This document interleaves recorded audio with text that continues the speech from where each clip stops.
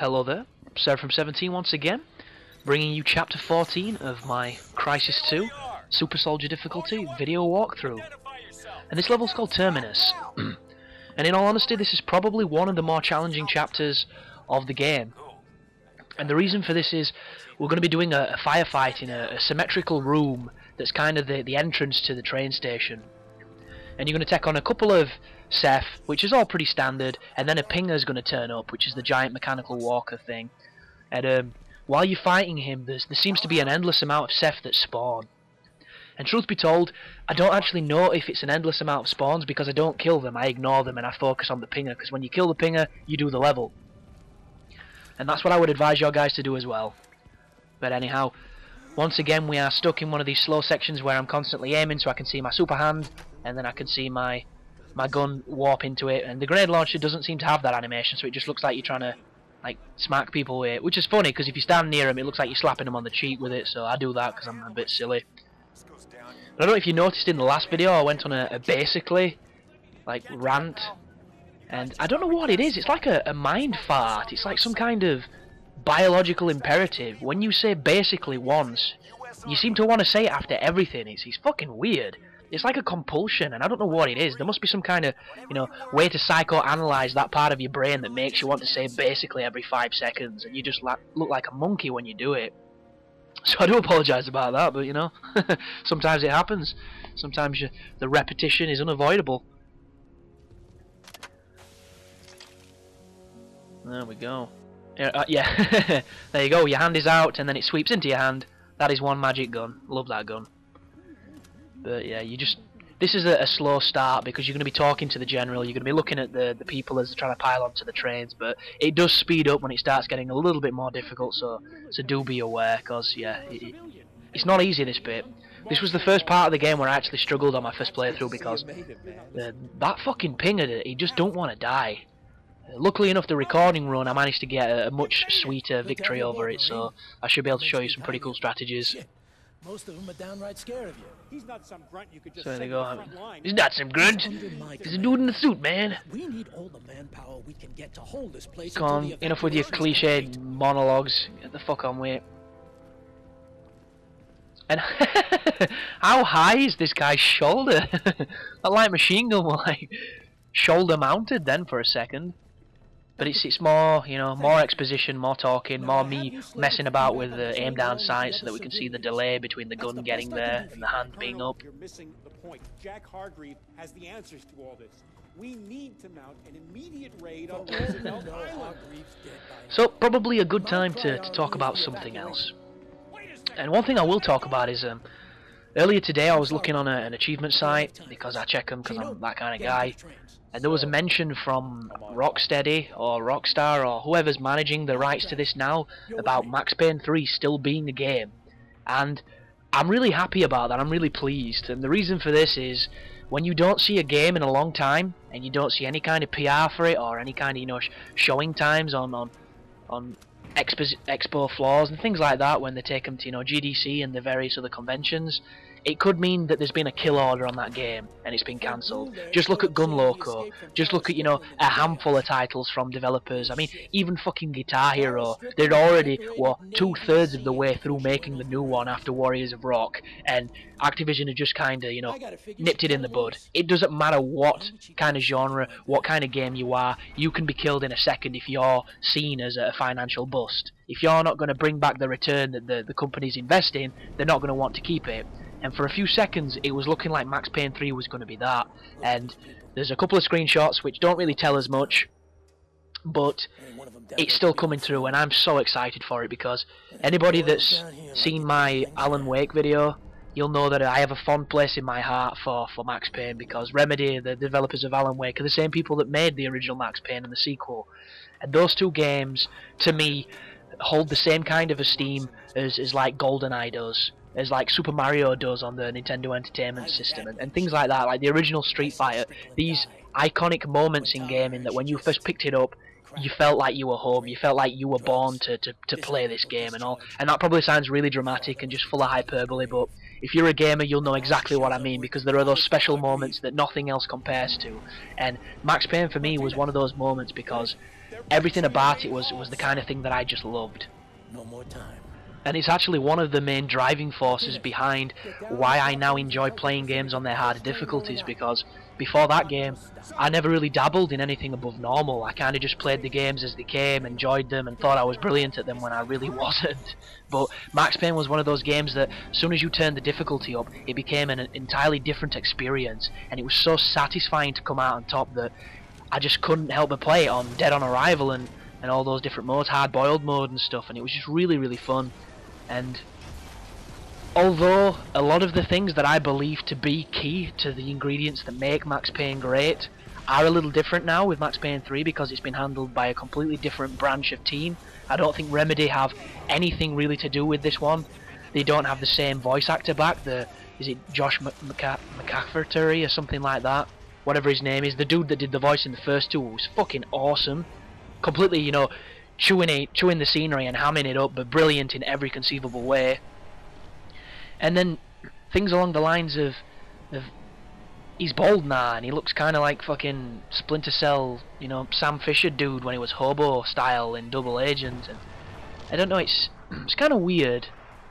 And there's a part of me that wants to lose faith, but there's also a part of me that loves Max Payne so much and has so much faith in the series that they can't really take a step wrong. But like, the Remedy guy, I forget his name, but he's the same person that like did the music for Alan Wake and did the story and all that kind of things. He wrote, or however you want to, you know, pronounce it, the original scripts for Max Payne's and the storylines and all that kind of good stuff. And they had a very noir, very self-referential feel to them that gave them that edge and made them cool, because they weren't afraid to be cheesy. They weren't afraid to reference Dirty Harry or Chow Yun-Fat and John Woo and people like this that made the game so great. And I hope they don't lose that. But anyhow, back to the Terminus level, and as you can see, I'm kind of sizing this area up, because this is the place we're going to be fighting in when the pinger turns up. But right now, we've got a couple of Ceph, and we've got a Ceph Heavy. And you'll notice there's all sorts of lines of sight here, and these dudes seem to like to stick together and watch each other. And right now, I'm kind of thinking, can I get a stealth assassination off on one of them without his pal seeing, or is it just pointless? So I'm just taking my time, I'm sizing them up, I'm waiting for one of them to wander away, like the predator I am, waiting for the, you know, the weak sheep to leave the herd kind of thing, and I stab him, come in here, regenerate my cloak, and it's just a case of waiting them out. And as soon as you see, you know, that one dude walk off on his own, he is literally the lamb to the slaughter, and you can take him out. But these two, I mean, look at these wankers. What are they fucking doing? So I lost patience there, and as soon as I got the checkpoint, I thought, sod this, I'm gonna gun him down because this is taking too long. And I didn't put armor on, and that's the reason why I could have, you know, really got my ass kicked then, but I got lucky. And this fella doesn't like C4 apparently, because it turns him into a human firework, and I really love sticking them guys with C4, so I would implore you to do the same. And all around this room, you're going to notice, see how the lights went out there? That keys the pinger's arrival. So right now, what I would say is completely ignore the Ceph.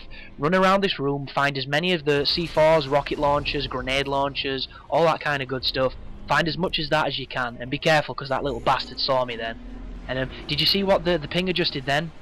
Where he emits the glyph, the holographic glyph around him. What that is the equivalent of a motion sensor, and if you are close enough to him when he emits that, he will know where you are. The way to stop him from being able to detect you is if you can put something big enough in front of you and him. So for instance, these pillars will stop him from being able to hit you with that sensor, because it works on almost the same level as sonar would. If there's anything in the way, it can't map through it, because obviously sound moves in waves, and it blocks the path. And all you have to do here, the best approach I've got for this fight, is to keep flanking. Move all around this room in cloak, watch out for the Ceph, because as you can see, they're spawning out of the walls, and as soon as you see this dude's back, fire a missile at him. As soon as you fire a missile, go back in cloak and get the hell out of where you fired from, because he's probably going to come over and look exactly where you just were, and he will stare at you for days. He's an absolute dick. And sometimes it's better to just shoot him in the face, because at least you're doing damage and it'll speed the fight up. But this is so easy to make mistakes during, and it's so easy to die because he kills you very fast. And if you have to respawn, the checkpoint's before he even turns up, so this can be a very frustrating part if you rush it. But right now, I'm just biding my time. I'm running around the room. I'm sizing up angles so that I can hit his back and he can't see me. And I missed then, which is a shame, but I've been saving my rockets, so I've got a few and I can afford to miss that shot. Because I know when I'm out of this, I can switch to the grenade launcher, because a couple of videos back I picked it up and I told you guys why I was going to pick it up, and it's for this moment right now. And that's, look at that, I'm in full cloak, I'm not that close to him, but the AI is so fucking toned up that he could sense there was something that way and still fired in my direction. How much bullshit is that? And it's none of you guys, it's none of the resistance running around, because they're all on the bottom floor, they're all running around those pews or whatever they are, those seating areas. But there's his back. If you come out of cloak, it'll not waste a ton of energy, so make sure to do the cloak trick that I mentioned on like video 2. And if you see that, that means he's fired a glyph that's going to be exploding very soon. Unless you get that glitch that I got on the stairs a couple videos back, where the fucking thing sat there doing a Michael Jackson and danced for ages. And look at him. What this reminds me of is, you know, on Predator, when Arnie realizes that if he covers his body with mud, the Predator doesn't know where he is, and he's kind of fucking it up, and it's getting really frustrated and just firing in random areas. This is what that reminds me of right there. And I can't help it, I'm a film buff, I see film references in everything. And right now I think I kill him by just spamming the grenades, but look at that, he hurt me so quickly then. That was literally 2 bullets and my screen was just bukkaked with blood. You've got to be so careful. And it's those moments right there when you can slip up. He could have killed me then and I could have done the little shuffle and fall down. And it's one of those moments where you kind of say to yourself, shit, how did that happen? But it does happen. And just because you don't see it happen to me on this recording run doesn't mean it didn't happen when I was trying to get the run. That's what you've got to bear in mind. These videos are heavily edited. Not so much this one, because Crysis 2 on Super Soldier isn't that bad if you know how to use the stealth. But I'm hoping that little epiphany, that revelation to some people will avoid wasted comments where you guys probably can get the answers from the video instead of having to ask. Not that that pisses me off or anything. I try to respond to every comment I've got. I'm not up my ass in thinking that I don't have to reply and I'm too good for people, because that's just not who I am. The only times that I'm ever slightly irate when it comes to replying to comments is if it's somebody that's just blatantly being a douchebag, and you know, it's just like what Vin Diesel said in XXX, don't be a dick, and then you'll be fine with me. But right now, you can see that this dude is smoking, and I think that could have been the coup de grace. Oh no, he's still going. And look at that, what the fuck was I thinking? I had no ability on and I'm running out face to face with that dude, and the guy's got Robocop aim, so how I didn't die then is pretty unbelievable. But I'm stealth once more. I'm trying to get another flank angle on him, because look how much armor this wanker takes. And the worst part about this fight is as soon as we do this, the next level, we've got to fight another one. And it's a case of they don't really give you sufficient enough ammo to kill them, I don't think. This should be one of those Mario cases where if you hit his back 3 times he should fall down and die. But that checkpoint there signifies that we've beat the Terminus level. All we have to do is rendezvous with our buddies down there in the jeeps, and what I will say right now is run around this room and get as much explosive devices as you can, because we've got another one of those dudes coming in the next one. And if anything, the next one is probably more challenging because he's just a bit of a dick, really. His AI is just wankerish. So yeah, just wander around the room, pick up as much stuff as you can, and get ready for another interesting fight, because there's going to be a couple Seth running around while you fight him at the same time, making it just that little bit more challenging, because you can't abuse the fact that if he's not looking at you he can't see you. But yeah, there's a nice little cutscene that I'm going to trim out here because I couldn't fit it in under 15 minutes thanks to the YouTube restrictions. So once again guys, thanks for watching. I hope the guide's helping. It's been a ton of fun to make. I hope it's, you know, going to get well received when you watch it. The next guide that's going to be coming your way is going to be for Mass Effect 2 DLC, The Arrival, and then it's going to be the Castlevania one that I've been recording for the last few months, really.